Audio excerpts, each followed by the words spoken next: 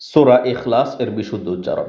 আউযু বিল্লাহি মিনাশ শাইতানির রাজীম। বিসমিল্লাহির রাহমানির রহিম। কুল হুয়াল্লাহু আহাদ। আহাদ শেষের দাল কলকলা হবে। কুল হুয়াল্লাহু আহাদ।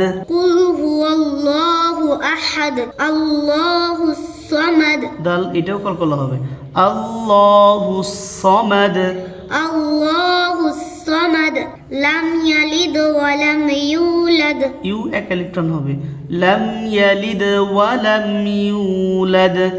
লাম ইয়ালিদ ওয়া লাম ইউলাদ ওয়া লাম ইয়াকুল লাহু কুফুয়ান আহাদ। কুল্লাহু এক এলিফটান হবে।